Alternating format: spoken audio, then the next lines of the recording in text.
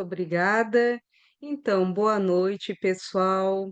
É uma honra estar aqui nesse espaço para poder conversar um pouquinho com vocês a respeito da psicologia hospitalar, com a nossa live.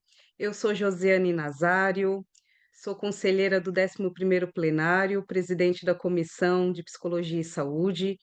Primeiramente, eu vou fazer a minha audiodescrição. Sou uma mulher branca, de cabelos castanhos escuros. Estou vestindo uma roupa de lã rosa, que está bem friozinho aqui na minha cidade.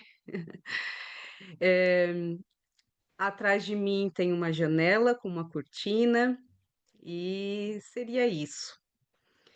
Então, sejam muito bem-vindos, bem-vindas, bem-vindes. Então, mais uma vez, nós estamos realizando uma live com o tema Ética e Qualidade do Registro de Atendimento Psicológico em Prontuário Multiprofissional Hospitalar, que é os desafios e reflexões para a prática profissional. Nós temos algumas orientações, nós temos dois palestrantes nessa noite mágica, e o debate será no final. Primeiramente, nós ouviremos os nossos palestrantes, convidados, nossos convidados, e após faremos o nosso debate. Mas eu gostaria também de solicitar que vocês se apresentassem no nosso chat, que ficassem bem à vontade. Essa é uma conversa livre, eh, vai ser gravado, vai ser disponibilizado depois no YouTube, mas ficam bem à vontade, tá bom? Primeiramente, eu vou apresentar a nossa convidada dessa noite de hoje, a Fernanda.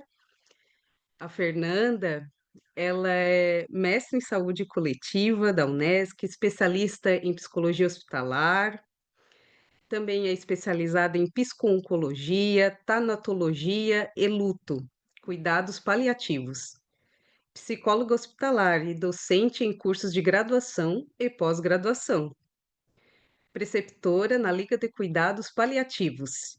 E também ela é autora de capítulos de livros da área de psicologia hospitalar e cuidados paliativos. Fernanda, eu gostaria muito, fique à vontade para fazer a sua autodescrição e dar as boas-vindas para os nossos participantes. Obrigada, obrigada, Comissão em Saúde, pelo convite. Boa noite a todos que estão aqui presentes, todas presentes, todos presentes. Bom, vou fazer então minha audiodescrição, né? Eu sou uma mulher branca, com os cabelos castanhos, algumas mechas em tom dourado. Eu estou usando um lenço com alguns tons em azul, né? Vermelho, e creme, uma camisa branca. Atrás de mim tem uma estante com alguns livros, um relógio marcando tempo. E com isso, né, eu é, é, expresso também a minha alegria, né, pela oportunidade de estar aqui para compartilhar junto ao Zenóbio, né, um pouco dos nossos conhecimentos e em relação ao tema da live. Muito obrigada, Fernanda. Agora o nosso segundo convidado, o Zenóbio Ferreira. O Zenóbio Ferreira, ele é psicólogo formado pela Universidade Federal de Santa Catarina, da UFSC, com experiência em psicologia hospitalar pelo Hospital Universitário Polidoro Hernani, de São Tiago. Atualmente atua como psicólogo orientador fiscal no Conselho Regional de Psicologia de Santa Catarina. Boa noite, Zenóbio. Fique à vontade para fazer a sua autodescrição e dar as boas-vindas. Ok, Josi, obrigado por fazer essa pequena introdução. Gente, boa noite a todas, a todos e todes. Eu vou fazer minha audiodescrição então, né? Para que todos possam me ver, eu sou um homem de pele clara, cabelo preto, liso e curto. Eu também estou usando barba preta também, média. Estou usando óculos de uma armação mais escurecida, arredondada. E hoje eu estou vestindo, como as colegas, uma blusa de frio, de gola alta, e estou sentado em uma cadeira preta e atrás de mim tem um fundo branco. Eu desejo a todas uma ótima noite aí de bastante aprendizado. Para mim tá sendo um prazer incrível Já conversei um pouco com a Fernanda, ela vai trazer bastante experiência envolvendo a prática dela. Sei que para todos vai ser uma noite de bastante aprendizado. Muito obrigada, Zenóbio. Agora eu passo também a palavra para a Camila, nosso suporte da tecnologia, né, Camila, para fazer a sua audiodescrição, a sua apresentação e dar as boas-vindas. Muito obrigada. Oi, boa noite, pessoal. Meu nome é Camila, sou jornalista, ajudo a organizar eventos presenciais e virtuais, como esse aqui por CRP. E sejam todas muito bem-vindas a mais uma live, mais uma organização da nossa equipe desse evento. E aproveite que seja uma noite bem proveitosa. A sua audiodescrição, Camila, por gentileza. Desculpa. Eu sou uma mulher branca, de olhos azuis, tô com o cabelo preso, tenho cabelos cacheados, na verdade, mas agora eles estão presos. Estou usando um moletom vermelho, no meu fundo uma parede branca e bem ao canto uma estante cheia de livros. Ok, muito obrigada.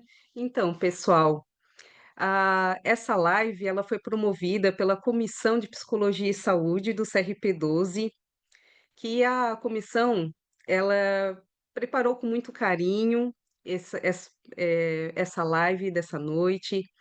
E eu vou falar um pouquinho sobre a nossa comissão. A nossa comissão, ela é responsável por temas relacionados à atuação da psicologia na área da saúde. Então, essa comissão, ela vai promover discussões, eventos, ações que visam a orientar, qualificar os trabalhos dos psicólogos que atuam nos diferentes contextos de saúde. Então, a comissão, ela se reúne praticamente quinzenalmente. Agora, nesse período, nós estamos reunindo quando tem os eventos. Então, nós se reunimos para poder promover esse evento e também tem outras atuações. Nós atuamos na elaboração de documentos. ah, Faz pouco tempo que nós fizemos a revisão do caderno temático de saúde suplementar, que aqui no estado nós estamos realizando os eventos. O próximo evento que vai ser realizado do caderno temático será lá em Chapecó, na subsede Oeste. Dia 24 de abril nós realizamos em Joinville, foi muito bacana, muito um debate rico. E agora, dia 19 de julho, faremos o evento em Chapecó. Eh, Ainda no sul, nós não temos ainda uma data, então brevemente ficam ligadinhos aí no site, que a Camila, né, vai colocar nas redes sociais, né, divulgar o nosso trabalho. E além de elaborar os documentos, a comissão também ela promove os eventos, os encontros, reuniões com ampliadas para poder discutir tudo que tudo sobre a prática da psicologia dos psicólogos em relação no espaço da saúde. Nós também orientamos, né, sobre a atuação profissional, nós contribuímos também para a formação profissional do psicólogo e nós também atuamos junto com outras comissões, porque além da comissão permanente, que o Zenóbio também ele vai apresentar um pouquinho de toda essa nossa estrutura, conversar um pouquinho com a gente, e, e nós atuamos junto com outras comissões e nós temos as comissões especiais. A Comissão de Psicologia e Saúde, ela é uma comissão especial, ela não é permanente. Então,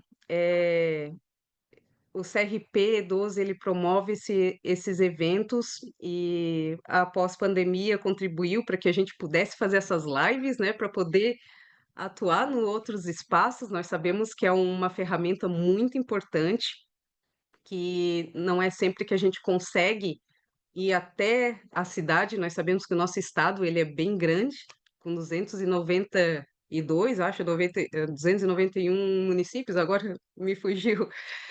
E a ideia da nossa comissão, como também outras comissões da nossa gestão, é poder descentralizar a prática da psicologia, poder levar esses assuntos, os assuntos mais pertinentes em todo o estado. E a live é uma ferramenta que a gente consegue também disponibilizar para a gente poder discutir diversos temas. E então, pessoal, assim, ó, um ótimo evento para todos. Ficam à vontade para colocar os relatos, as dúvidas de vocês. Não ficam com dúvidas, colocam no chat. Eu vou ficar aqui cuidando junto com a Camila, tá? O chat, as perguntas.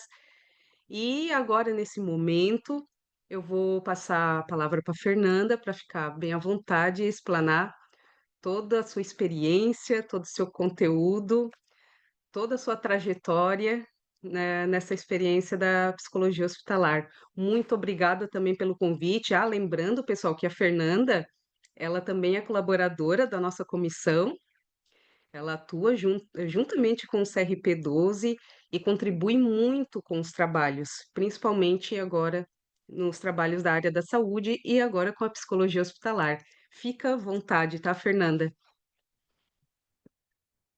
Josi, muito obrigada mais uma vez. É.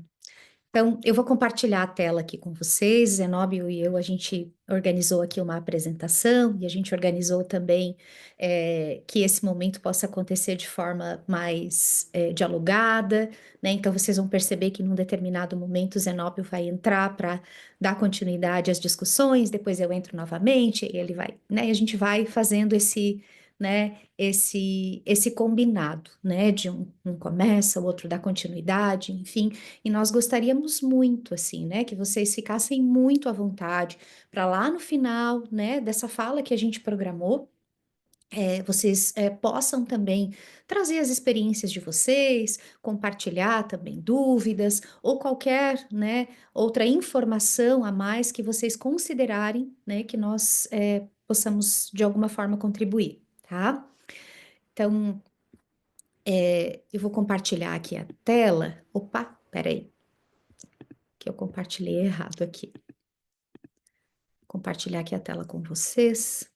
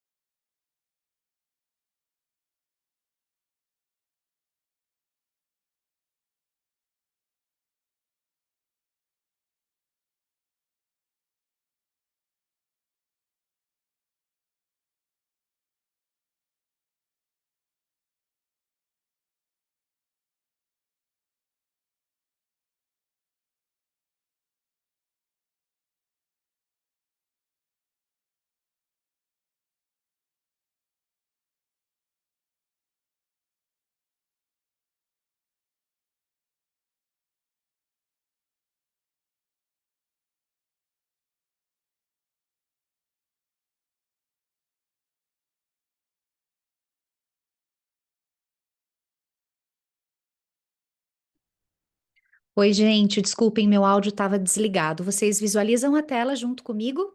Sim, Fernando. Ah, perfeito. Então, vamos lá, né?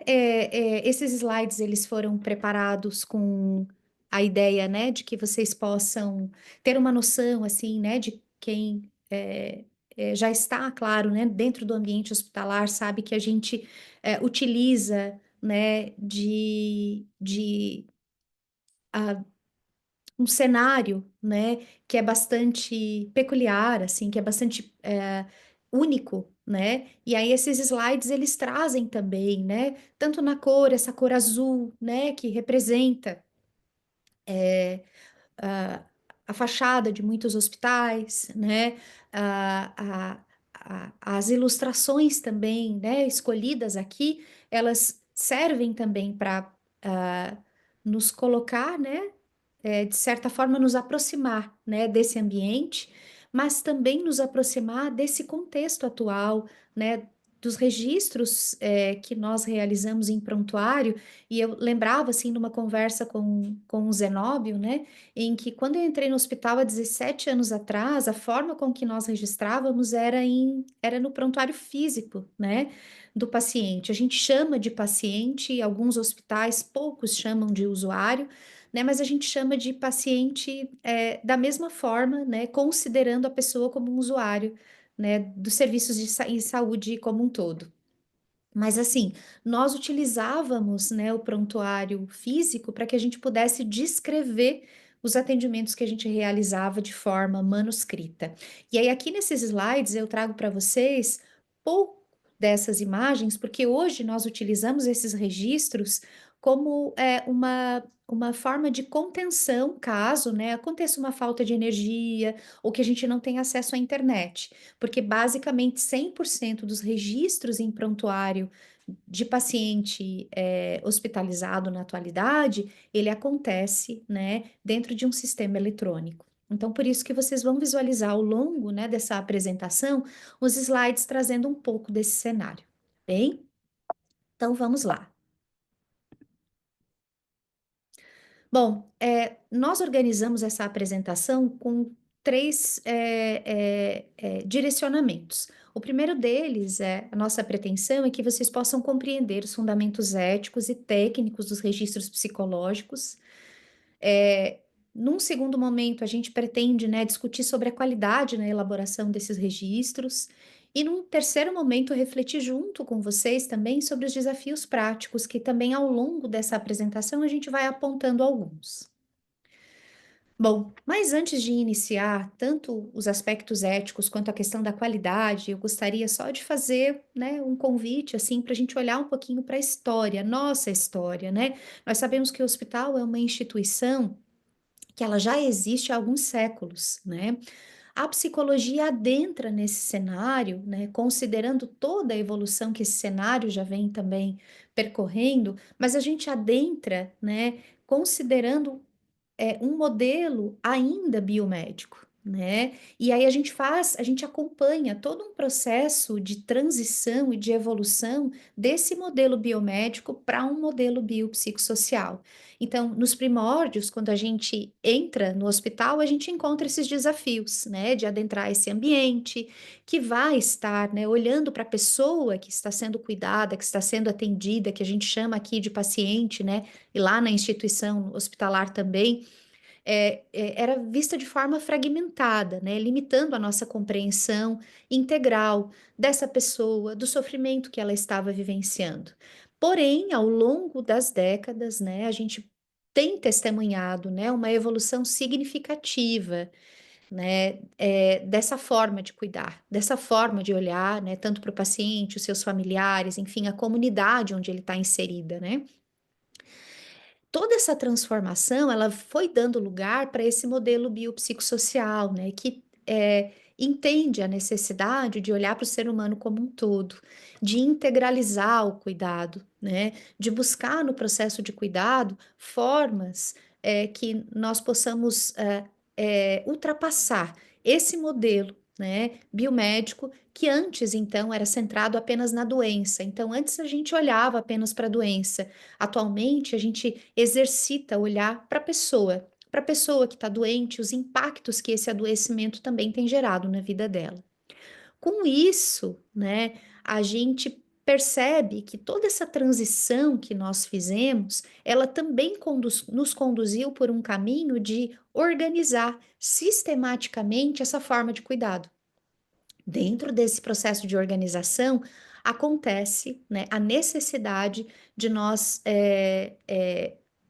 evoluirmos, né, para um cuidado que pudesse nos dar a oportunidade de realizá-lo, mas evidenciá-lo. E de que forma evidenciá-lo, né?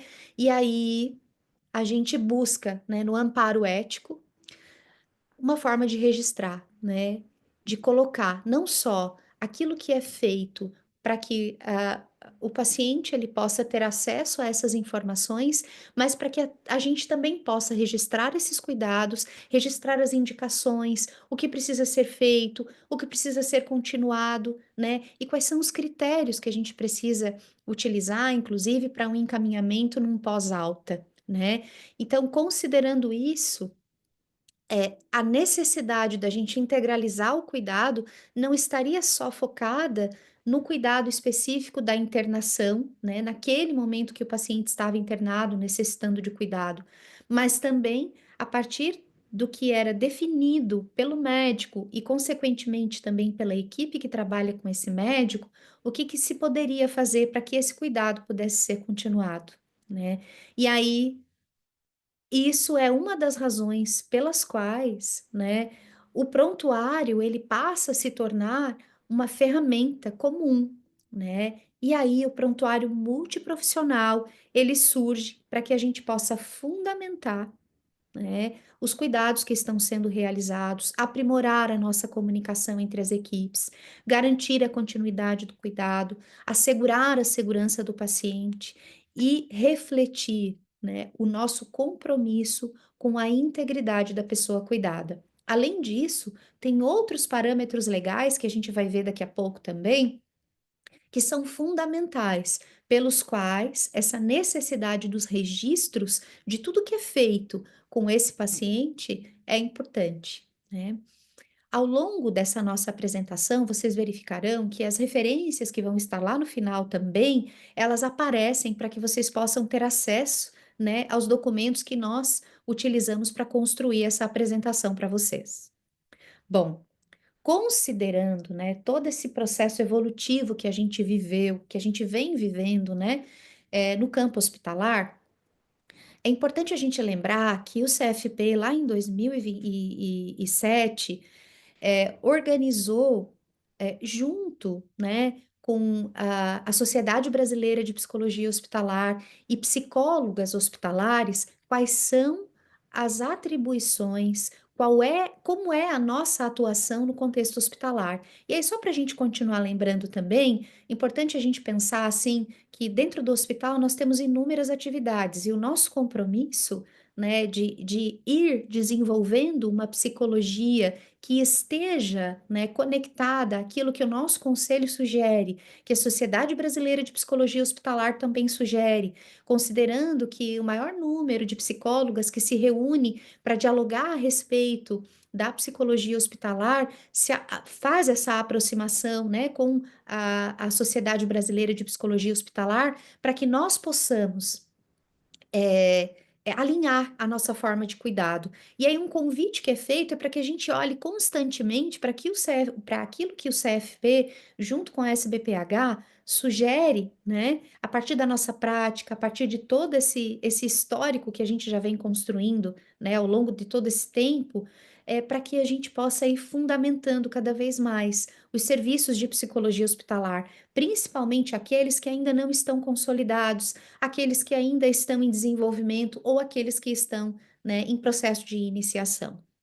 Então, é importante a gente pensar que as nossas contribuições dentro desse ambiente perpassam pelo ensino, pela pesquisa e pela formação profissional, considerando aperfeiçoamento e especialização que a gente pode fazer dentro dessa instituição, complementação, né, da formação também e o acompanhamento, né, de alunos, né, enfim, acadêmicos, pesquisadores que muitas vezes adentram o hospital, né, com esse intuito de ter realmente um suporte para que possam ter acesso a informações de paciente e, inclusive, também as informações de como, né, a assistência acontece.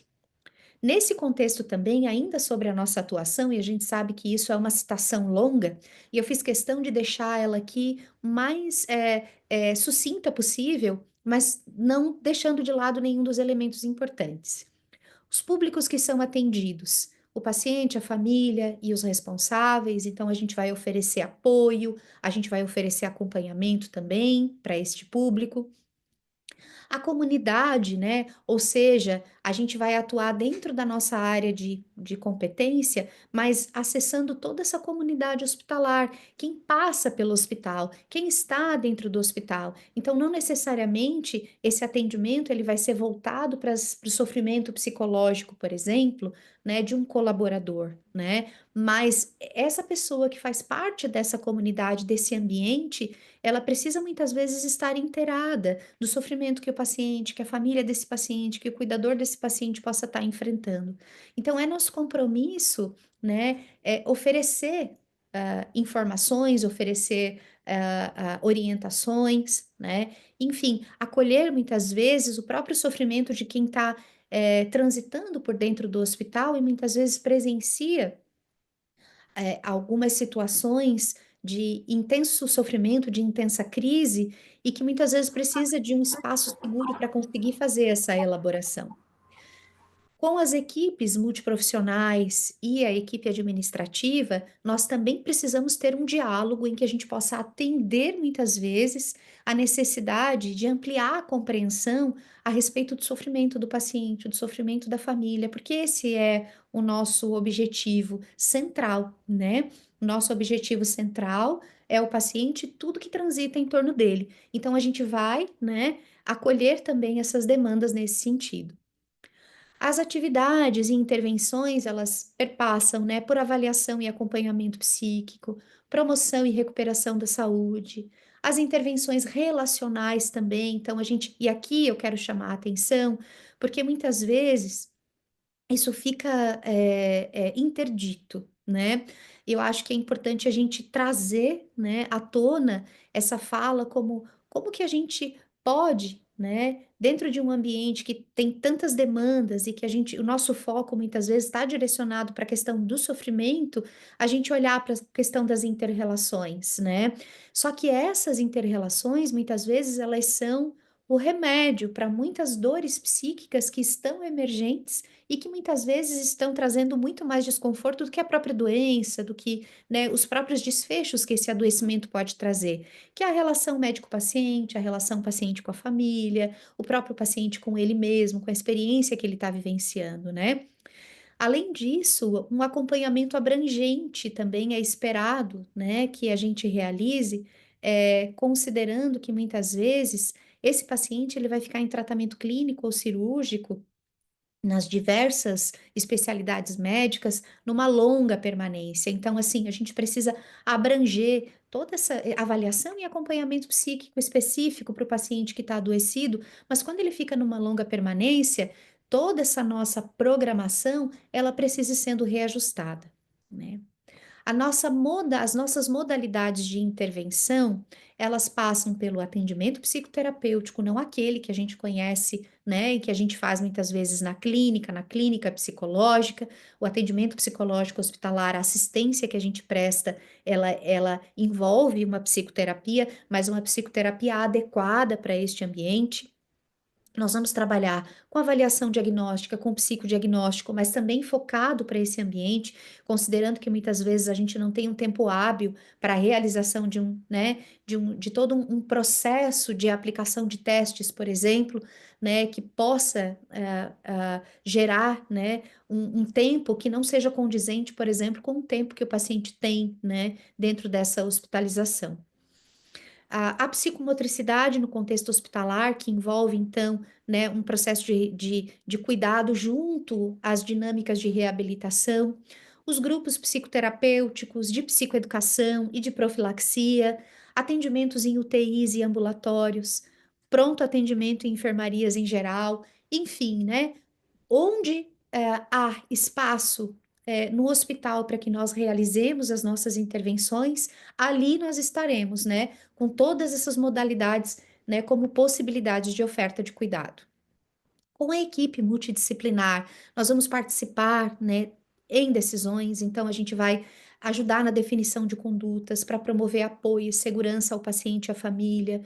A gente vai oferecer aporte, né, de informações, contribuindo com o conhecimento da área, né, da nossa atuação, obviamente, mas complementar muitas vezes o conhecimento, né, que aquele colega muitas vezes necessita, né, ampliar. E grupos de reflexão, né? Então, onde a gente pode oferecer suporte para as dificuldades operacionais ou até subjetivas, né, dos membros da equipe multiprofissional. Nós temos nesse processo como um todo ainda alguns desafios para que a gente possa realizar todas essas possibilidades, porque tudo isso são possibilidades, e é claro, né? A gente sabe que cada hospital, cada instituição, ela tem a sua cultura, né? A sua forma de trabalhar. E muitas vezes, quando nós adentramos para essa instituição, a gente precisa levar, né? O que é da psicologia, né? Deixar muitas vezes explícito o que é da psicologia e quais são as possibilidades que a gente tem a oferecer, né? E aí ir adequando, né? Ir adentrando a partir dessas possibilidades, conforme também as nossas condições, porque à medida que o hospital vai crescendo, as demandas também vão aumentando, né? E essas próprias demandas também vão moldando, né, a nossa forma de trabalhar. E aí a gente precisa levar para a instituição essas propostas. E o que é importante a gente ter acesso, né, a essas informações que o nosso conselho nos oferta, é que a partir disso nós temos a possibilidade de nos amparar, né, ética, tecnicamente, para que a gente possa ofertar, né, essas possibilidades. Só que a gente precisa considerar, né, como desafios, por exemplo, que alguns hospitais ainda trabalham de forma muito centrada no modelo médico centrado, né, que ainda é baseado nesse modelo biomédico e que dificulta muitas vezes um tratamento que seja integral, né, a pessoa que está hospitalizada, compartimentalizando muitas vezes o cuidado. Isso é um desafio para nós. Saberes isolados também, cada membro da equipe acaba trabalhando de forma individualizada, com a sua especialidade, criando ilhas, né, de conhecimentos e que muitas vezes não se comunicam efetivamente, ou às vezes a gente, pela alta demanda, a gente não tem tempo para sentar e compartilhar, né, esses olhares, essas formas diferentes de ver a necessidade daquela pessoa. E a necessidade de qualificação, né? O progresso da prática psicológica, ela vai estar intrinsecamente ligada à qualidade, né, do serviço que é ofertado pela qualificação que nós, psicólogas, busquemos, né? Então, e que a gente precisa desenvolver condições a partir dessa qualificação para que a gente possa justificar as nossas condutas e as nossas intervenções dentro do hospital, né? E aí, quanto mais a gente tem ciência, né, de quais são, né, as nossas possibilidades de conduta, onde nós podemos buscar embasamento, maiores as chances de nós construirmos documentos, procedimentos operacionais padrões, para que a gente possa, então, seguir uma linha que esteja de acordo com o raciocínio da instituição, mas também alinhado com o raciocínio, né, da nossa prática profissional, da nossa prática ética e técnica. E aí, por isso que a gente trouxe, né, no tema dessa live, esses temas centrais, que é a ética e a qualidade, porque é por isso que a gente precisa discutir, né, sobre a importância do registro no prontuário eletrônico do paciente. E aí eu trago aqui que por quê, né? Qual a resposta? O porquê a gente discutiu o registro, né, do prontuário eletrônico do paciente? Primeiro, porque considerando todos esses aspectos que a gente viu, né, sobre toda essa evolução que a gente vem percorrendo, quais são as nossas atribuições dentro do hospital, quais são ainda, né, desafios relacionados a isso que a gente vem enfrentando, o que que é importante a gente olhar? Por que que é importante a gente olhar para o prontuário eletrônico do paciente? Porque é um registro, ele é um documento importantíssimo e que ele não é só um documento que vai ficar lá apenas para ser acessado para quem interessa. Não, ele é um documento que garante, por exemplo, a segurança do paciente, né, que a integração de todos os registros vai fazer com que a gente possa olhar de forma holística para esse paciente, facilitando a continuidade do cuidado, a segurança de todos os envolvidos também no processo, inclusive a nossa, né, das intervenções que foram realizadas, quais foram as indicações que a gente deu, enfim, que a gente vai ver mais adiante. A questão da qualidade, né? Documentar diferentes intervenções e encaminhamentos pode ofertar uma qualidade também nesse processo de cuidado e que nos permite também conseguir visualizar o que a gente tem feito, como a gente tem feito e quais são os resultados que a gente tem tido a partir do que tem sido feito, né? Tanto para o paciente, quanto para a família, quanto para a equipe. A ética, né, que a gente sabe que é uma das bases fundamentais das quais a gente se sustenta, né? E aí a gente precisa considerar os critérios éticos legais da nossa profissão e também da instituição hospitalar, que vai nos dando esse respaldo, é o principal chão onde a gente pisa para essa construção. E a pesquisa, né, que vai fornecer não só base para a avaliação das necessidades das quais a gente tem visto no nosso dia a dia, né, de acordo com as principais necessidades que o paciente, a família, a equipe precisa, e aí a gente leva uma ideia de como intervir naquela situação, de como intervir naquele sofrimento, baseados no levantamento que a gente fez a partir, né, do estudo que a gente faz no prontuário, né, daquele paciente que a gente está atendendo. Além disso, né, uma série de possibilidades também com relação à questão da pesquisa, né, para avanços científicos, dentre outras questões. A função do registro, né, ela também facilita a comunicação, que também é, né, uma das principais ferramentas no processo de cuidado, o respaldo que vai oferecer proteção ética e legal, tanto ao profissional, né, quanto aos documentos e decisões e intervenções realizadas. A pesquisa, como já foi falado, além disso, também a gente pode buscar subsídios, né, para que a gente possa melhorar o serviço. E o faturamento, né, que possibilita a comprovação de procedimentos realizados, apoiando o financiamento de convênios, né, e outras possibilidades dentro dos serviços hospitalares. E aí eu trago aqui para vocês, antes de passar, daqui a pouco já vou passar a palavra para o Zenóbio, né, que ele já vem aqui para contribuir com essa fundamentação ética, né? Eu só quero dizer para vocês que existem bases normativas que eu acredito que alguns de vocês já conheçam, mas que a gente trouxe aqui para relembrar, e talvez, se vocês quiserem até fazer um print dessa imagem, porque acho que pode trazer realmente um embasamento, até para que, se vocês precisarem construir documentos, vocês tenham aqui nessas referências já, né, o que basicamente já ir diretamente buscar para a construção desses documentos.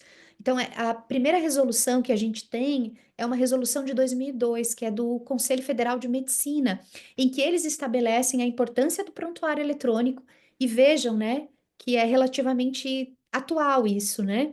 E que, a partir disso, uma comissão multiprofissional foi montada para que esse prontuário ele pudesse ser continuamente avaliado, conferido, verificado, né? E também para que a gente possa ir adequando, à medida que o hospital vai evoluindo, não só nas suas intervenções, na oferta de cuidado, ele também precisa evoluir nessa dinâmica, né? Na forma com que esse prontuário é construído. O nosso Código de Ética, em 2005, ele estabelece as nossas responsabilidades, incluindo esses aspectos relacionados à construção de documentos, ou seja, nós, psicólogas, fazendo parte dessa comissão, e aí a maioria dos hospitais que ofertam essas comissões, os médicos chamam, o médico encabeça, mas os médicos chamam os outros profissionais das outras áreas para que a gente possa compor essa comissão e então fazer esse procedimento, né, junto com a equipe de revisão. E aí o nosso conselho, ele nos respalda, dizendo, né, é nossa responsabilidade, né, incluir esses aspectos da construção da documentação que são fundamentais. Em 2009, né, essa primeira resolução que o Zenóbio vai explorar um pouco mais depois, ela vai trazer a obrigatoriedade do registro documental decorrente da prestação de serviços psicológicos, né, e que, consequentemente, o que nós fazemos dentro do hospital, né, traz, a partir desse regimento para a gente, né, mais um amparo, né, para a construção desses documentos que são também de nossa responsabilidade. Em 2018, né, a lei da digitalização e o uso de sistemas informativos também para guardar, armazenar e manusear prontuários de pacientes surge também para nos respaldar nesse sentido.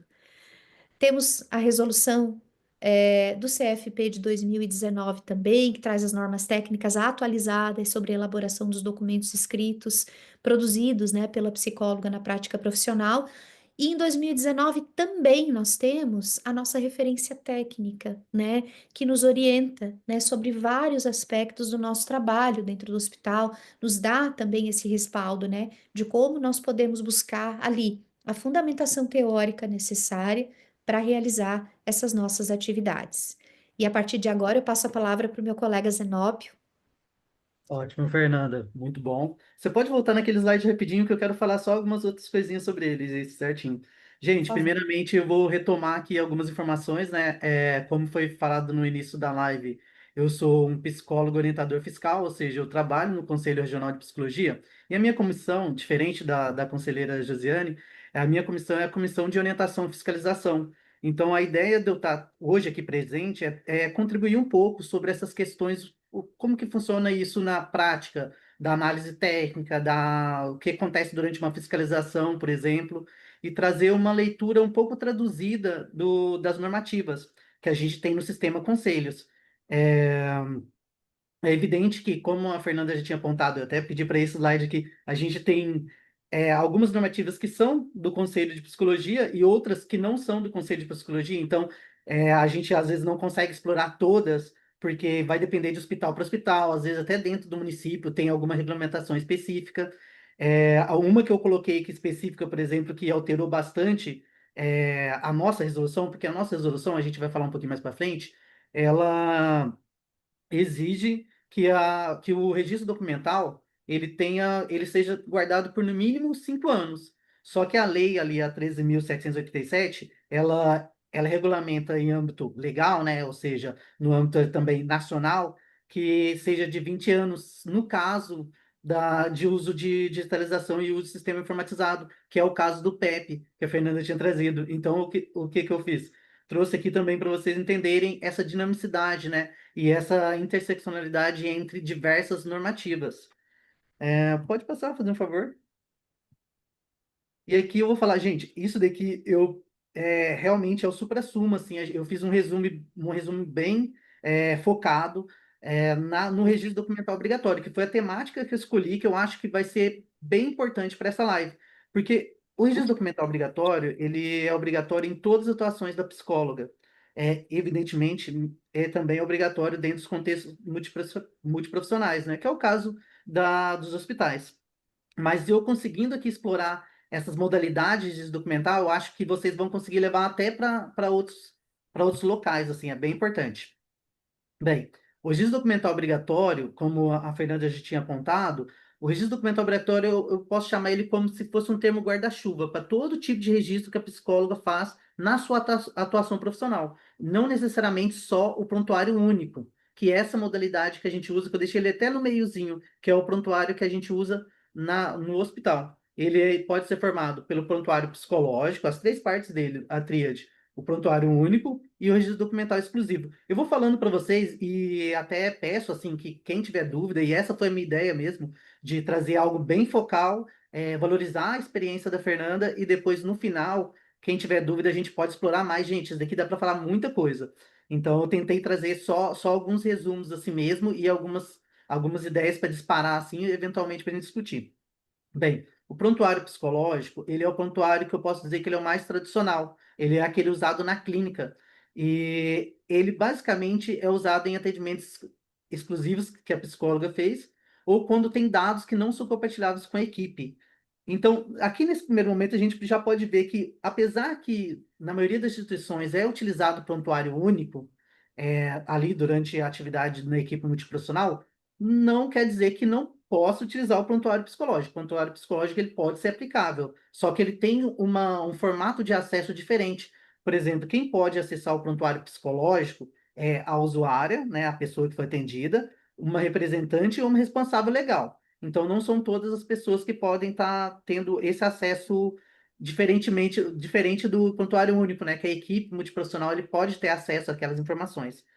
Então, no prontuário psicológico, a gente vai ter registro sintético e acessível, e é bem importante falar sobre acessibilidade, né? Porque, como a Fernanda já tinha adiantado, o prontuário é feito para o paciente. Então, o paciente tem que entender tanto a acessibilidade na ideia da disponibilidade, ou seja de fácil acesso para o paciente, quanto também na linguagem que é utilizada, já que a comunicação é feita para aquele paciente, né?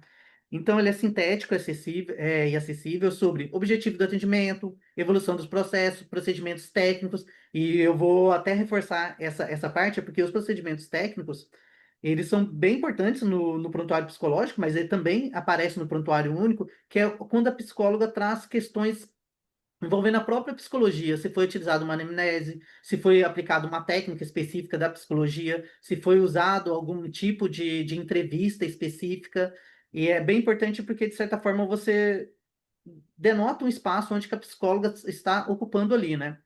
Agora, eu vou falar um pouquinho sobre o prontuário único. O prontuário único é o que é feito aí em equipe multiprofissional, ele é regulamentado tanto pela Resolução 1 de 2019, mas ele também aparece no nosso código de ética. Ele é de acesso para o usuário, para a equipe e para representante responsável legal, então só aumentou aqui a equipe, né? E são apenas informações necessárias ao objetivo do trabalho em equipe. Então, o que que eu chamo a atenção aqui? No prontuário único, existe um cuidado ainda maior com a confidencialidade do que no prontuário psicológico. O prontuário psicológico, ele vai exigir, a gente pode explorar um pouquinho mais, trazer alguns apontamentos, trazer algumas falas mais literais.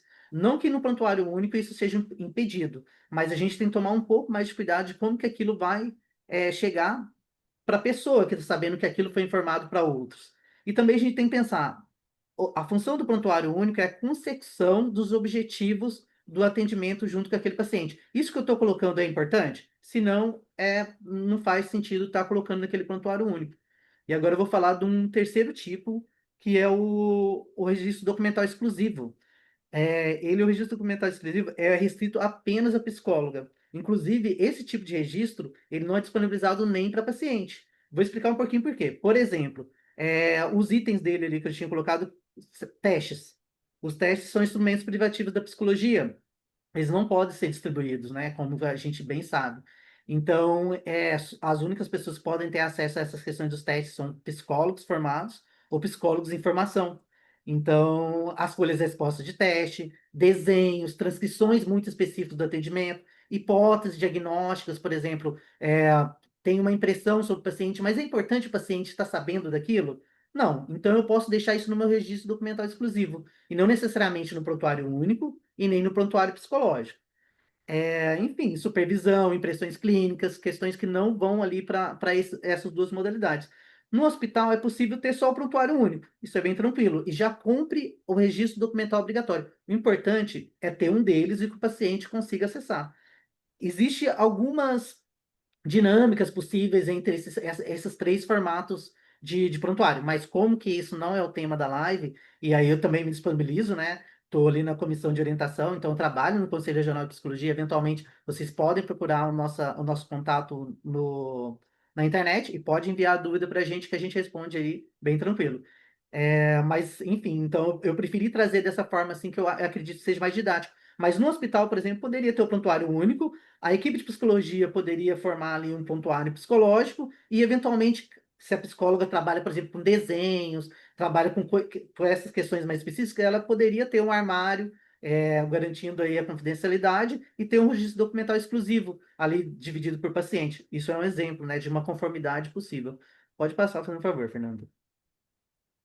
Aqui são questões bem generalistas e importantes mesmo, né? Que é o período de guarda, né? Que dentro dos conselhos, dentro das normativas do sistema conselho, é o mínimo de 5 anos. Mas agora ele vem mudando. Porque esse mínimo de 5 anos foi feito quando era em papel, né? Como a Fernanda tinha citado. Então era difícil de fato manter aquilo. Só que hoje a gente consegue manter por causa da digitalização, né? Dos sistemas informatizados. Então a lei ela vem se adequando a isso. Mas por que que é tão importante a gente ter guardar esse registro documental, né? Como já foi adiantado em alguns momentos, né? Mas é um valor técnico para a psicóloga está entendendo o que que ela está fazendo durante ali os atendimentos com aquela paciente, consegue voltar algumas informações para a própria paciente, né? Ou para o usuário ali, eventualmente para a própria instituição, como a Fernanda também tinha dito ali, que é importante até para a ciência, pesquisa, ensino, produção de conhecimento, e, e o último ponto que é os processos disciplinares e defesa legal. Por quê? Porque em eventuais representações éticas, em eventuais processos, o prontuário é o que vai servir como prova idônea, ou seja, olha, não, eu fiz o atendimento assim, tá aqui qual foi a atividade que eu descrevi, foi no dia tal. Então, ou seja, esse registro tem que aparecer ali, até para estar trazendo. Se ele não aparece, já mostra que talvez o atendimento ali não foi tão idôneo em si, né? Então, ou seja, para provar essa idoneidade, é importante também ter esse registro documental, né? Que pode ser na forma de prontuário. E local de armazenamento, porque isso depende também de instituição para instituição, né? Eventualmente tem um sistema informatizado, mas independentemente de ter ou não, mas a gente tem, por exemplo, possibilidade, não tem como informatizar, por exemplo, uma folha resposta de um teste, eventualmente é melhor deixar ele em papel. Então, tudo isso a gente tem que garantir um sigilo, a privacidade, e eu não falei no slide anterior, mas para ressaltar, né, ali então tem as pessoas que têm acesso aos prontuários, prontuário único, prontuário psicológico, então tem uma terceira entidade, vamos dizer assim, né, uma quarta, quinta entidade aqui que tem acesso a todos, que seriam os próprios agentes de fiscalização e orientação do Conselho Regional de Psicologia. Existe essa prerrogativa, né, legal e administrativa, que é justamente para não numa ideia só de fiscalização em si, né, e uma ideia punitivista, mas uma ideia também de controle, de orientação e de estar conseguindo cumprir os objetivos do Conselho Regional de Psicologia mesmo, que entre as funções e princípios dele é fiscalizar o cumprimento das normativas do sistema conselhos. Gente, vou passar para a Fernanda para ela dar as minutos, apontamentos. Espero que qualquer dúvida envie no chat e a gente pode ir conversando aí também no final para um debate ampliado. Zenóbio, querido, por favor, fica à vontade para a gente ir dialogando até o final da live, tá? Então, gente, dando continuidade nessas informações essenciais que Zenóbio trouxe para a gente, né? Eu acho que uma questão, assim, que pega muito, principalmente para os profissionais que adentram, né, a prática da psicologia hospitalar, é que muitas vezes se sentem, né, às vezes nas graduações, até iniciar uma especialização, às vezes as especializações também acabam não trazendo para a gente esses fatores que são essenciais. Então, como que a gente garante esse sigilo multiprofissional, esse sigilo dentro desse contexto, né, multiprofissional? Então, a gente tem aqui também, né, como respaldo, dentro do nosso código de ética, que a gente vai compartilhar só informações relevantes para qualificar o serviço prestado, resguardar o caráter confidencial das comunicações, assinalando a responsabilidade de quem recebeu essas informações para preservar o sigilo.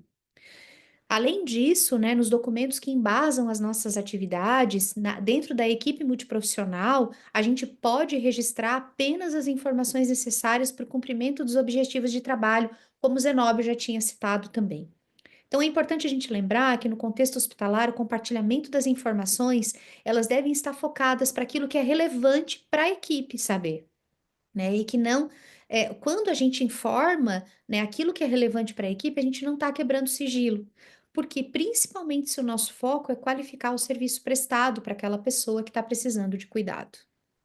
Quando a gente quebra o sigilo, então, né? Porque isso também é uma dúvida importante, né? Então, considerando aquelas informações que nós recebemos até agora, o que que é importante a gente pensar, né? Que tudo aquilo que o nosso código de ética prevê, a gente precisa pensar assim, com base né, nessas informações, a gente precisa considerar situações de conflito com princípios fundamentais, né, como, por exemplo, a promoção de saúde, a dignidade e a integridade do ser humano. Então, afetou isso, a gente quebra sigilo, né? O que que a legislação também vai trazer para a gente? Que a quebra de sigilo ela é prevista em casos, por exemplo, com situações de violência contra crianças, adolescentes, idosos e mulheres. A preservação da vida também precisa estar considerada nesse contexto, né? Então, diante de risco de suicídio, a quebra de sigilo ela é necessária para que a gente possa preservar a vida do paciente. Então, nesses casos, a gente pode, então, quebrar o sigilo dentro do hospital. O que que é importante? A gente ainda assim manter um registro cuidadoso. Deve ser feito de forma ainda sucinta, objetiva, evitando expor desnecessariamente o paciente. A quebra de sigilo nunca vai envolver exposição. A quebra de sigilo, ela também vai estar associada a gente gerar informações, compartilhar informações que sejam pertinentes ao processo de cuidado ou, né, a manutenção ou a formalização, a manutenção da segurança daquele paciente. Bom, acho que a questão aqui da guarda, o Zenóbio acho que já trouxe, isso aqui eu não preciso adentrar, né? Mas dentro do hospital a gente tem esse cuidado, né? Acho que como o Zenóbio trouxe ali para vocês, acho que só para eu dizer para vocês como que é assim na minha prática, né? No dia a dia e do que eu tenho visto também de outros colegas. Então a gente procura privilegiar os nossos registros lá no prontuário único, né? Porém, se a gente desenvolve atividades em que a gente precisa aplicar testes que sejam específicos da psicologia, porque dentro do sistema TASI, por exemplo, que é o sistema que eu utilizo, que é um sistema bastante comum, né, dos hospitais utilizarem para prontuário eletrônico, a gente tem algumas escalas para avaliação, por exemplo, de depressão e ansiedade, para avaliação de sofrimento por tentativa de suicídio, que o próprio TASI tem essas escalas e que elas são utilizadas por psicólogos e psiquiatras e por médicos em geral, né? Enfermeiros também, alguns enfermeiros capacitados para tratar, né, com saúde mental, também têm acesso a esse tipo de ferramenta. Então, essas ferramentas não ficam guardadas, né? O que a gente utiliza não fica guardado conosco, fica lá, né, no prontuário único, né? Mas se a gente realiza outras atividades, a gente tem sim, a gente pode solicitar lá no setor onde a gente guarda, por exemplo, os nossos documentos, uma gaveta, um arquivo, né, com chave, onde a gente possa deixar, né, esses documentos, né, físicos na maioria das vezes, né? Até porque geralmente os computadores dentro do hospital, eles são compartilhados, e aí ali a gente mantém essa guarda, né, dos 5 anos desses, né, desse material. Claro que o volume disso muitas vezes vai aumentando e a gente precisa ir, né, buscando outros espaços dentro do hospital para a gente guardar esses documentos. Mas isso né, ainda continua sendo um desafio para a gente, porque nem todos os hospitais oferecem, por exemplo, uma sala para psicologia, né? Um espaço para que seja único da psicologia, por exemplo, né? Então, isso também é um desafio para a gente. Bom, com relação à questão da qualidade, por que que a qualidade do registro no PEP é importante? Primeiro, porque 100% da continuidade, né, do cuidado, enfim, dos procedimentos que são realizados com o paciente, muitas vezes estão associados a esses registros, né, e registros que sejam fidedignos, né, à necessidade ou à importância, né, do cuidado que esse paciente precisa continuar recebendo. 45% das decisões clínicas são influenciadas pelos registros do prontuário. Registros que foram realizados anteriormente. Então, por exemplo, os exames anteriores, né? Os atendimentos anteriores, na última internação, o que que aconteceu, como aconteceu, quais foram os atendimentos que foram realizados, se já tinha recebido, por exemplo, uma avaliação da psicologia, quem era o colega de psicologia que estava acompanhando, né, aquele paciente para que esse acompanhamento possa ser continuado, enfim. E 90% da proteção dos processos éticos, né, que podem ser evitados com registros que sejam adequados. Então, a manutenção desses registros e a qualidade deles é fundamental. A gente vai falar um pouquinho sobre isso agora, né? Além disso, né, na manutenção dessa qualidade, a gente pode também, né, a partir dessa partilha que a gente faz, né, das atividades que a gente realiza nesse prontuário único, a gente coloca ali um encaminhamento que seja mais adequado, né? Ou seja, demandas que vão extrapolar o nosso campo de atuação, né? Que a gente percebe assim, não, isso aqui não é, né, para a psicologia da conta. Então a gente precisa compartilhar, né, encaminhar para outros profissionais. Esse registro ele garante que esse paciente ele seja encaminhado. Um compartilhamento criterioso também, né? Ou seja, a gente estabelecer ali, colocar nesses documentos o que a gente fez e essas atividades então serem embasadas, né? Por todos esses parâmetros éticos e técnicos, e aí então a equipe multiprofissional, e assim como outras psicólogas, né, que puderem ter acesso a esse prontuário, possam então dar continuidade a essas informações, cumprindo, né, com os objetivos do trabalho. A responsabilidade compartilhada também, né, conforme descrito, né, na resolução de 2019, como a gente já vem citando, né? Inclusive parágrafo acima também, a gente deve adotar, né, desses procedimentos essa responsabilidade, né, de compartilhar com os outros colegas, né, profissionais psicólogos e profissionais não psicólogos também. E aí alguns desafios, né? Até em 2007, né?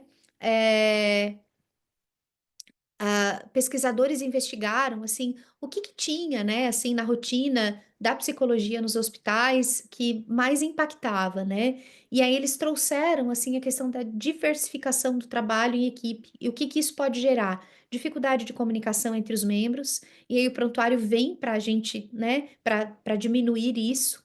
A confusão entre os papéis e responsabilidades, então, o que a psicóloga faz dentro do hospital? Ainda nessa época a gente tinha, né, algumas limitações nesse sentido, ainda hoje temos, né, mas nessa época ainda mais forte. E a frustração profissional. Na atualidade, né, os nossos colegas têm feito estudos que possam verificar, e a gente tem visto assim ainda, né, é, é, dados muito semelhantes a esses lá de 2007. E aí, segundo esses mesmos autores trouxeram, o que pode evitar esses problemas? A objetividade em relação à função de cada profissional, o desenvolvimento de habilidades de comunicação e também os registros de forma qualificada, né, e com qualidade no prontuário eletrônico do paciente. Bom, das lacunas para esses registros, o que a gente vai entender? Assim, a busca do profissional por orientação, né, dessas diretrizes, né, de buscar, né, o acesso a essas informações e trazer para o seu hospital, implementar nesses hospitais, adentrar na comissão de prontuário, né, e levar também essas discussões. A discrepância em alguns registros também, a falta de padronização, né? E estudos com dados insuficientes, ou seja, nós temos muitas publicações, inclusive de acadêmicos, que vivem a experiência e descrevem a sua experiência, inclusive relacionada ao registro no prontuário único. Porém, o que a gente verifica? Que poucos estudos discutem a qualidade, a relevância das informações que são registradas. Então, o que está ali é relevante? Para nós da psicologia, de fato, né? Tá coerente com o que a instituição oferece, né? Com o que a instituição também possa nos amparar, tá coerente com aquilo que o conselho sugere que a gente mantenha como padrão.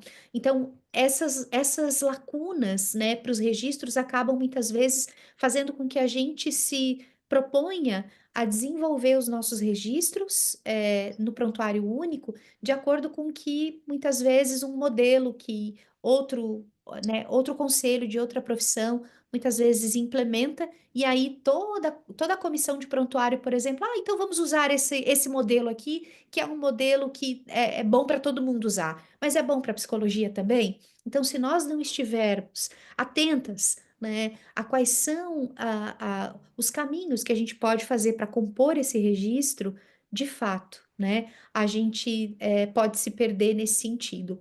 E aí a discussão que eu trago é que a ausência de um modelo comum do registro dificulta essa padronização das informações e compromete muitas vezes a qualidade da comunicação interprofissional. E aí, se nós temos um registro que pode ser, né, implementado e que a gente pode colocar lá, por exemplo, né, dentro dos sistemas de prontuário eletrônico, a gente pode colocar, inclusive, uma evolução padrão. Então, no hospital que eu trabalho, por exemplo, né, junto com os meus colegas, nós construímos evoluções padrões para cada tipo de atendimento, né? E que eu vou mostrar aqui para vocês, assim, um pouco do que a gente seguiu nesse sentido. E o primeiro deles é esse roteiro que a gente vai encontrar também na resolução do CFP de 2009, que vai sugerir para a gente, assim, como que a gente evolui, né, esse paciente. Então, a gente tem aqui, né, um norte, que é claro que para cada uma de nós, na nossa atuação, nas nossas especificidades, a gente vai precisar adequar. Então, identificação, avaliação da demanda e objetivos do trabalho, registro da evolução dos atendimentos, procedimento técnico científico utilizado, encaminhamento e encerramento, cópia de documentos produzidos, né, e assinatura. Bom, ah, eu trago aqui para vocês, para mostrar para vocês um roteiro assim que a gente foi adaptando, né? E que talvez possa trazer para vocês também um caminho em que vocês possam entender assim que lá no prontuário hospitalar ele precisa também dessas informações para que a gente possa ter, né, um caminho em que a gente possa apresentar de fato o que é importante para o paciente, o que é importante para a equipe, e a gente também não ocultar informações. Então, aqui na identificação, a gente vai colocar a hora, o nome da pessoa atendida, a unidade que essa pessoa está e o leito que ela se encontra, porque às vezes ela é transferida de unidade. Né? E aí, como é que a gente pode, por exemplo, daqui a pouco, né, pensar numa discussão de um cuidado que de repente foi prestado na noite anterior na unidade X, né? E aí hoje o paciente está na unidade Y, mas aconteceu uma situação que gerou sofrimento para essa pessoa lá na unidade X. Como é que eu vou comprovar se eu não tiver identificado a unidade aqui? Então, isso é bastante importante, né? Qual era o leito e conforme a solicitação, de onde veio a solicitação? Foi um pedido de parecer? Isso está como, por exemplo, critério, né, que o médico colocou para que a psicologia, junto com outros profissionais, também acompanhasse, considerando o plano terapêutico que ele executou para esse paciente? Ou é um atendimento de acompanhamento, né? Quais os procedimentos realizados ali, né? Então, dentro do atendimento, o que a gente precisa descrever? Um soco pro marido dela. Gente, acho que alguém está com o microfone ligado. Quem? Oi, acho que alguém está com o microfone ligado, né? Ou alguém quer falar? Deu certo. Ah, tá, obrigada. Vou seguir aqui ok. então. Qualquer coisa me interrompam. Então, descrição dos atendimentos realizados, como se foi uma triagem, se foi observações, se foram hipóteses levantadas, né? Avaliação psicológica, se foi um acolhimento, se foi um levantamento de dados sobre sofrimento psicológico ou psicossocial, se foram feitos exames psíquicos, né? Como a escala RADS, AMEN, né? Ou se algum outro documento que a gente precisou utilizar também foi inserido nessa examinação, nível de consciência, humor, funções psíquicas, etc. Quais as intervenções, então, realizadas, né? A gente lista essas intervenções. E o parecer, a conduta e os encaminhamentos. Ou seja, né, no parecer a gente compartilha aquilo que a gente percebeu, aquilo que a gente observou, quais são as necessidades que essa pessoa tem, né? A partir dali, para a questão dos cuidados multiprofissionais e também os cuidados psicológicos. O planejamento terapêutico, então, a partir dessas observações, vou continuar acompanhando de 20 em 24 horas, daqui 72 horas visito novamente, né? Ou vou visitar apenas, né? Na próxima internação, né? E as informações sobre, né, sobre os encaminhamentos que foram realizados. O que é importante a gente considerar na evolução? Então, a relevância. Então, as informações registradas, elas precisam, como a gente já falou antes, ser relevantes para a equipe, né? E que isso possa estar focado, então, na assistência que o paciente precisa naquele momento. Responder o parecer, né? E trazer para a equipe um entendimento do que esse paciente precisa.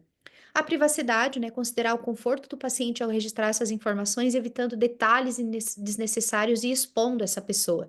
O que eu costumo pensar aqui, né? Se o paciente, ele pode ter acesso a esse paciente, a esse prontuário, ele pode solicitar esse prontuário a qualquer momento, e é um direito dele ter acesso. Ele lendo essa evolução aqui que eu estou escrevendo, ele vai se sentir confortável a partir do que a gente conversou, a partir do que a gente, né, do que ele compartilhou comigo, ele vai se sentir confortável ao ler isso aqui que eu estou registrando?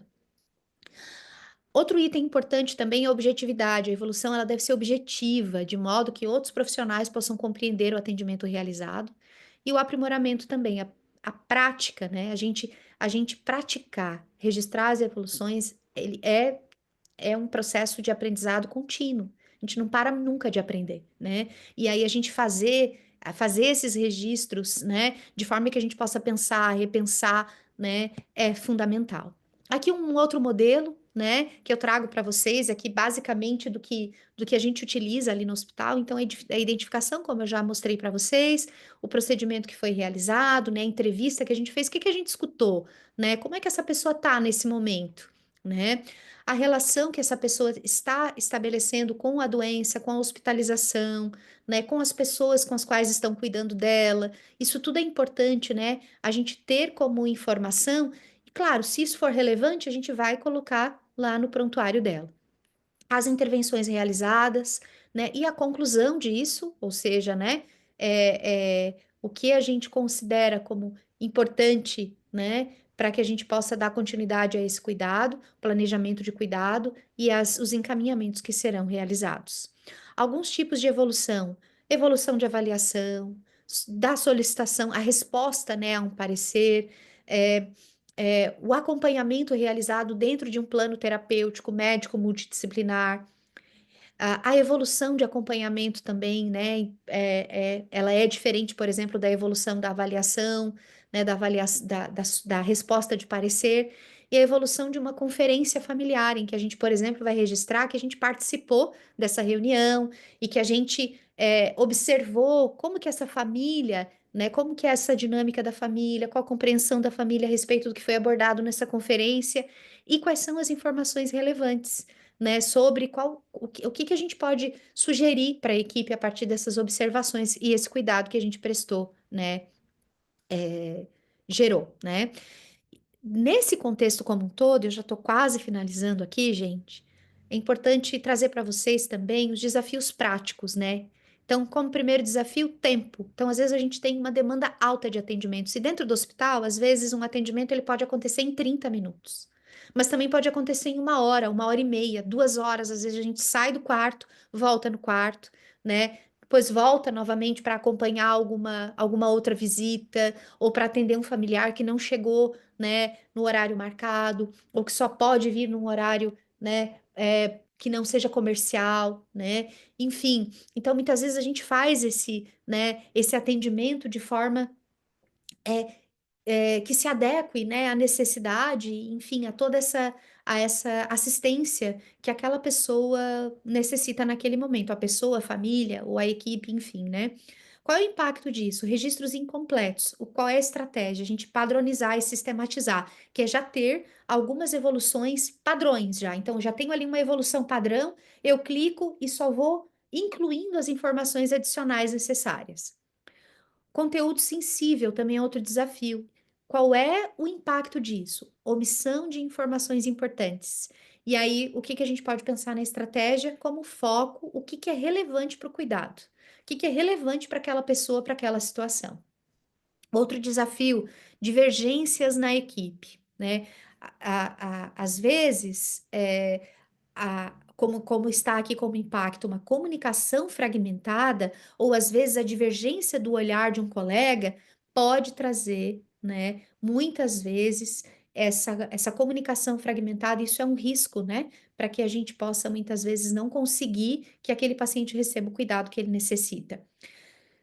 E aí, a estratégia para isso é a gente discutir o caso, a gente buscar a supervisão, a gente buscar a orientação para que a gente possa, né, ajudar a equipe né, alinhar e então estabelecer novamente esse processo de cuidado conjunto. E aí, para a gente já ir finalizando, né, eu espero que essas informações, esses conteúdos, eles possam ser relevantes para vocês, que vocês possam levar para a prática de vocês, é, e até porque dialogar sobre a ética e a qualidade desses registros ele é fundamental para que a gente possa garantir a continuidade de cuidado do paciente, a segurança desse paciente. Além disso, ainda refletir sobre o compromisso que a psicologia hospitalar tem com a integralidade e a humanização da assistência. Manter esses registros precisos, né, de forma ética, é uma responsabilidade compartilhada que vai fortalecendo a nossa prática interdisciplinar e eleva o padrão de excelência no processo de cuidado nesse ambiente. E que a psicologia, ela tem essa responsabilidade, que é fundamental, né, para que a gente possa não só continuar evoluindo como ciência dentro desse contexto, que é uma grande área, né, na nossa profissão, mas que também todos os dias, né, tem apresentado para a gente possibilidades de intervenções que o saber da psicologia pode gerar e que pode muitas vezes contribuir, na maioria das vezes, com o alívio de um sofrimento que as medicações e a maioria dos procedimentos das tecnologias duras e leve duras dentro do hospital acabam não conseguindo acessar. Então a gente acessa uma dimensão humana e a gente leva um remédio que não é encontrado em farmácia nenhuma, que são as ferramentas que a psicologia pode gerar. Então, eu agradeço a atenção de vocês, espero que esse conteúdo tenha sido relevante, mais uma vez eu repito, e agora eu convido, né, o colega Zenóbio, a Josi, né, os outros colegas que estão aqui presentes, para que a gente possa dialogar, enfim, e abrirmos aqui para questionamentos, enfim, fico à disposição. Muito obrigada, Fernanda. Muito conhecimento, é uma noite para debater sobre esses desafios, né, dentro da prática hospitalar, né, do psicólogo hospitalar. Nós temos algumas perguntas. A Edinara, ela coloca assim: no hospital, o registro de atendimento é o prontuário único. Não é necessário um prontuário psicológico para cada paciente, somente se tiver alguma intervenção como avaliação. Aí seria um registro documental exclusivo? Posso responder. Edinara, sim, eventualmente você pode abrir o microfone, a gente pode ir conversando aqui, para você trazer, às vezes, um exemplo mais prático. Por que que eu falo isso? Porque a nossa resolução ela é uma resolução ampla, ela serve para todos os contextos. Então, às vezes, a gente tem que interpretar ela, fazer uma ginástica de acordo com a realidade específica. Talvez eu nem conseguiria te responder hoje, por exemplo, se fosse alguma coisa muito específica. Mas pelo que eu estou entendendo a sua pergunta, na primeira parte, sim. A maioria dos hospitais utiliza o prontuário único, e não o prontuário psicológico. É o prontuário único e às vezes usam também o prontuário psicológico e às vezes a psicóloga também mantém o seu registro exclusivo. De toda maneira, se fosse até numa clínica, por exemplo, a psicóloga teria o prontuário psicológico dela e também teria o registro exclusivo se ela trabalha com avaliação, já que ela, na própria resolução ali, A1 de 2009, ela explicita que os documentos que são produtos de avaliação, eles ficam guardados no registro documental exclusivo. Nada também impede, por exemplo, se eventualmente a psicóloga precisar trazer uma informação que esteja no seu registro documental exclusivo, que o paciente peça acesso e ela ache adequado trazer esse acesso a ele, escrever em forma de um relatório psicológico, mas guardando aqueles itens que não podem ser de acesso ao paciente que ela julga que não pode ser. E isso eu acho que é um pouco da toada de como funcionam nossas normativas. Nossas normativas elas dão bastante liberdade, elas dão bastante autonomia para a psicóloga, já que os contextos são muito diferentes, como já foi adiantado aqui na live. Só que essa autonomia também vem com bastante responsabilidade, porque a psicóloga ela tem que estar procurando estar em conformidade com aquelas resoluções. Vou aproveitar, tá, Josi e Fernando, tomar a liberdade de vou responder a outra pergunta da Edinara, que ela fala sobre responsabilidade técnica. E aí sobre obrigatoriedade ou não. Assim, ó, a gente tem a resolução, tá, ô Edinaro? Eu posso escrever aqui para você, mas é a 13 de 2019. A 13 de 2019, ela regulamenta também, em âmbito generalista, todas as pessoas que são pessoas jurídicas. Então, sim, o hospital, teoricamente, ele tem essa obrigação de ter um responsável técnico em psicologia, e não só um responsável técnico do hospital. Então, a responsável técnico, dentro dessa própria resolução, ela vai estar escrevendo ali quais são as atribuições que a responsável técnica conduz dentro do hospital. Agora, o que acontece na prática, né? Porque eu acho que é o que você também traz aqui, que é muito importante, que os hospitais não têm essa figura da responsável técnica. Acaba que a gente perde muito nesse sentido, porque perde uma coesão, perde uma responsabilidade conjunta por algumas questões de documento, por exemplo. O prontuário é algo que a responsável técnica ela tem de forma solidária a responsabilidade junto ali com a psicóloga, especificamente. Ela também trabalha junto com esse grupo de psicólogos. Quanto mais pensando num hospital que geralmente tem 3, 4, às vezes, né? Quantas pessoas aí que podem ter como psicólogos, né? Então, o que que eu te falaria, assim, ó, existe a resolução A13 de 2019, que ela regulamenta, ela solicita isso para todas as pessoas jurídicas. Infelizmente, por vários motivos, alguns hospitais não estabelecem essa pessoa como responsável técnica. Eventualmente, se você quiser construir, às vezes, alguns argumentos assim, mas para tensionar mesmo politicamente a importância da responsável técnica, eu te convido a enviar um e-mail ali para a gente do conselho. Por que que eu falo isso para ti? Eu posso te falar aqui verbalmente, mas com esse e-mail a gente consegue até subsidiar mesmo ali como uma parte documental, tá bom? Pode ser? Não sei se já respondi. Passo a palavra aí para os colegas e para quem quiser abrir para falar. Muito obrigada, Zanov, bem esclarecido. É uma dificuldade muito grande, né, porque a equipe anteriormente era pequena e está começando a crescer, Então, a gente vê essa dificuldade de ter, né, um responsável técnico, né? Então, em algumas situações, né, já fui, né, tomei a liberdade de conversar, né, com a parte da direção. Então, assim, uma dificuldade de compreensão. Ah, não precisa ter, né, da profissão, a gente já tem um responsável técnico do hospital. Só que, enquanto profissional, isso está chegando a um ponto de estar afligindo, né? Porque, como eu falei, o hospital crescendo, a demanda crescendo, as situações ocorrendo, e não ter um responsável técnico. Então, assim, eu vou escrever mesmo um e-mail, muito obrigado mesmo, porque eu acho que a gente precisa, né, alinhar um pouquinho mais e ter mais amparo nesse sentido para a gente conseguir, né, tomar também algumas ações, assim, para melhorar a nossa qualidade, né, do atendimento também. Muito obrigada.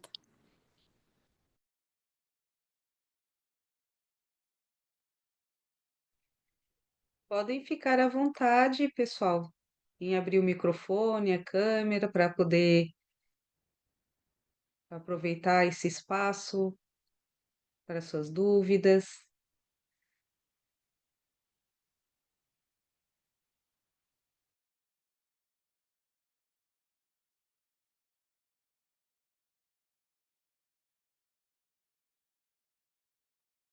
Posso comentar um pouquinho, né, já que estão mais quietinhos, né, Claro. parabenizar toda a equipe, porque enquanto psicólogo hospitalar a gente sabe da dificuldade que a gente encontra e que não é comum, né? Quando eu vi que ia ter a live, eu até consegui entrar mais tarde, porque eu estava com instabilidade na internet, ele não estava em casa, mas o quanto isso é necessário, né? Fiquei muito feliz de saber que teria, né, algo focado diretamente, é bem numa parte que a gente estava essa semana, né, pensando em melhorar essa parte ali dos prontuários. Então, nossa, fiquei muito feliz mesmo e agradeço a toda a equipe, o empenho de toda a equipe, assim, por ter esse momento e esclarecimentos maravilhosos, assim, que o quanto fortalece, né, para nós, assim, que às vezes sentimos, assim, que o psicólogo hospitalar fica meio de ladinho ali, mas, né, o quanto é importante ter momentos como esse. Fico muito feliz mesmo, gente. Parabéns pela iniciativa, pelo tema. Muito obrigada. Edinara, querida, obrigada a você, né, por trazer, assim, essas possibilidades de diálogo aqui com a gente a partir, né, da tua prática, né? Realmente é muito desafiador, assim, e muitas vezes a gente sente o tempo inteiro, né, dentro do hospital, que a gente tem que estar correndo atrás de coisas que são tão óbvias pra gente, né? Parece que a instituição, ela teria que saber, né? Que a gente muitas vezes precisa implementar algumas coisas e que a gente tem que estar muitas vezes levando, né? Não, mas isso aqui a gente tem que adequar, né? Para a psicologia precisa ser dessa forma, enfim.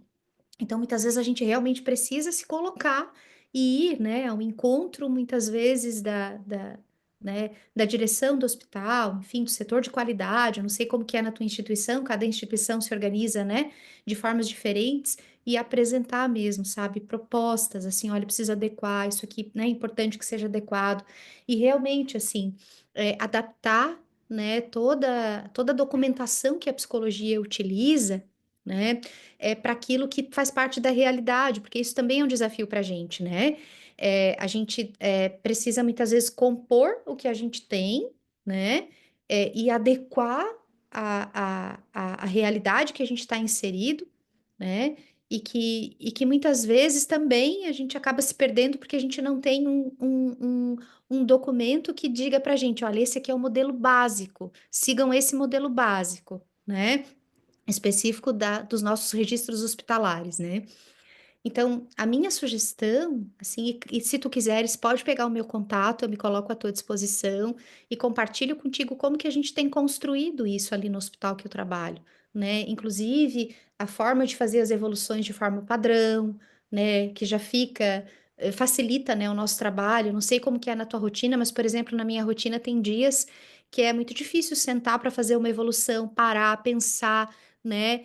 No diálogo que a gente teve com o paciente, pensar no discurso que ele trouxe para a gente, como que a gente vai registrar aquilo, né? E pensar, inclusive, assim, ter o raciocínio rápido de pensar o que que eu posso colocar aqui para que a equipe esteja atenta ao que esse paciente precisa, né? Enfim, são muitos desafios. Então, se a gente tem, né, um modelo de evolução que já seja padrão, isso facilita bastante para a gente, né? Então, fica à vontade, eu vou colocar o meu contato ali no chat, tá? Se eu puder ajudar, vou ficar muito feliz. Ok. Josi e depois a Lilian. Acho que pode a Lília falar primeiro, não tem problema. Pode ficar à vontade, então, Lilian. Obrigada. Primeiro quero agradecer, né, Fernanda, Zenóbio e toda a iniciativa mesmo do CRP12 da gente estar fazendo essa reflexão, como a Josiane bem falou, né?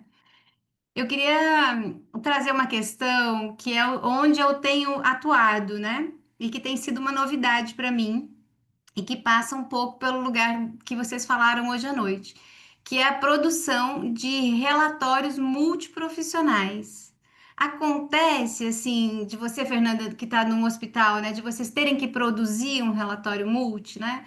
Porque o nosso coletivo de trabalho, que é a partir de estudantes da universidade e tudo mais, o projeto que a gente está envolvido hoje, né, tem exigido uma entrega de documentação. E aí tem médico, tem historiador, tem assistente social, é uma equipe multi mesmo, não necessariamente só pessoas da saúde, né? Embora a gente esteja com o projeto em funcionamento dentro do hospital universitário, mas acaba que a demanda, né, pede pela produção de um documento que muitas vezes é apresentada, né, em peças jurídicas e etc. E a gente tem adotado muito relatório multi, seguindo, claro, a resolução 06 do conselho, né? Mas muitas vezes eu me pego na delicadeza, né? Isso pode, isso não pode. Enfim, queria ouvi-los um pouquinho pela própria experiência, né, de vocês aí nesse campo. Obrigada. Gente, vou falar um pouquinho, depois eu vou abrir ali para as colegas, que elas vão com certeza trazer um pouco dessa experiência assim, na prática, né? Mas ouvindo você, Lilian, já me lembrou um pouquinho de como que é esse exercício da psicóloga mesmo, sabe? Diante de perspectivas deontológicas. O que é deontologia? É a ideia da ética, a ética profissional. Então, ou seja, que é essa preocupação que você teve, né, na elaboração da pergunta, estou trazendo isso até para explanar para os seus colegas, mas é uma preocupação que você, diante daquela norma que está escrito, né, que é ali a ética, no caso é uma norma, né, que é de um coletivo, você faz esse exercício de pensar, será que está adequado? Será que não? Isso é muito importante, porque isso mostra também uma preocupação com esse ponto enfim, é por isso mesmo que a gente tem ali o código de ética, que é o nosso resumo deontológico da psicologia, né? Mas vou abrir para os colegas poderem estar falando. Lilian, no hospital que eu trabalho, a gente não faz esse tipo de documento. O que acontece? Quando o paciente ele precisa do prontuário, ele solicita num, num departamento que é específico, que é o SAMI, né? Que é o departamento que é responsável pela manutenção, organização, né? Guarda, inclusive, desses documentos, e impressão, inclusive, desses documentos. E então, quando alguém necessita dessa documentação, e claro, o paciente, ou quando é uma demanda jurídica, por exemplo, né? Aí é solicitado nesse local, e aí eles imprimem tudo de forma, né? Como esses registros acontecem no dia a dia. Mas assim, um relatório, não, a gente não faz. Às vezes, o que nós fazemos é um encaminhamento entre hospitais, né, em que a equipe toda coloca, né, algumas informações que são importantes para a equipe que vai receber no hospital, vai receber aquele paciente, né, a respeito da necessidade, mas relatório a gente não produz. Vou abrir o microfone de pouco, então, porque eu já produzi, na verdade, Lilian. Então, vou falar um pouquinho sobre relatório multiprofissional. E que interessante, né? Eu produzi junto com assistente social, com médico, né? Mas você aí está produzindo com outros profissionais, né? E cada vez mais a gente tem essa ideia da multiprofissionalidade e da interprofissionalidade, né? Então, documentos como relatório profissional vai ser cada vez, vão aparecer mais. E, igual você já tinha citado, né? A gente tem a resolução 6 de 2019, que justamente trabalha sobre a elaboração de documentos psicológicos, e ela cita durante o texto, relatório multiprofissional, como você já indicou. Na produção ali, eu vou falar sobre análise técnica mesmo, e foi assim que eu fiz também quando eu fui solicitado, porque eventualmente algumas outras instituições solicitam do hospital um relatório que seja multiprofissional. A indicação na CEI de 2019 é que nessa participação a psicóloga ela escreva, porque o relatório ele não é uma avaliação psicológica, nenhum deles, nem o relatório multiprofissional, nem o relatório psicológico. Ele faz uma análise descritiva da atuação que foi feita com aquele paciente. Se fosse relatório psicológico, a gente está falando talvez em laudo ou talvez em atestado. Então, como que não tem avaliação por si, então você vai fazer um relato descritivo do seu trabalho e você pode construir a parte de procedimentos, por exemplo, que é um dos itens, e algumas outras partes da análise você pode fazer separado. Vocês podem fazer separados, né? Por exemplo, qual que foi o olhar do historiador, qual que foi o olhar do psicólogo, da psicóloga ali na inserção, e a conclusão ela pode ser feita juntos. E a gente até indica, porque de certa maneira é esse olhar interprofissional que aí, vamos dizer assim, é a ideia da tese e da síntese, né? Que aí a gente tem esse encontro dos olhares e que culmina ali na conclusão. Eu não sei, trouxe esse apontamento pensando numa experiência própria, mas se você tiver alguma dúvida, tanto técnica como outra também, pode estar apontando aí. Super Josi? obrigada. É mais para a gente pensar juntos mesmo, né? E acho que vocês abordaram de uma forma super importante, que é a gente estar em diálogo com essas outras profissões, né? Assim, nem mais nem menos, mas no conjunto, assim. Acho que esse tem sido o meu desafio no momento, por isso que eu queria partilhar. Obrigada. Obrigada, Lilian. Josi? Boa noite. Eu, na verdade, não tenho dúvida, né? Só por isso que deixei mais vocês falarem primeiro. Só queria parabenizar, né, pela iniciativa da comissão, né, e também pela participação da Comissão de Orientação e Fiscalização. Eu estou conselheira também, assim como a Josi, né? E faço parte da Comissão de Orientação e Fiscalização, junto com o Zenóbio. E queria dizer assim que foi muito bom ouvir vocês. Eu acho que esses espaços assim de trocas, eles são essenciais, né? Ouvindo vocês aí falar do relatório multi, pensei lá na minha prática no SUAS, na assistência social, que a gente também trabalha, né, em equipe multiprofissional.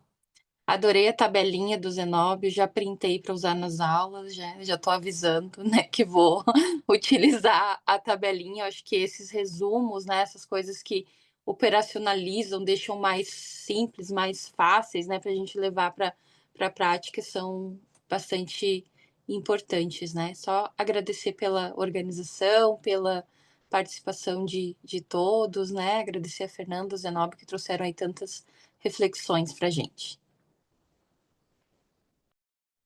Muito obrigada, Josi. Ai, todos esses comentários aquecem o nosso coração, né, Fernanda, né, Zenóbio? Coisa boa. Muito obrigada a quem contribuiu também com os seus relatos, com a sua prática. E estamos já caminhando para o nosso encerramento. Já são 15 para as 9. Coisa boa, né? A nossa live rendeu, foi muito rico, todos os compartilhamentos. E agora eu abro o espaço para a Fernanda e para o Zenóbio para poder deixar as suas considerações.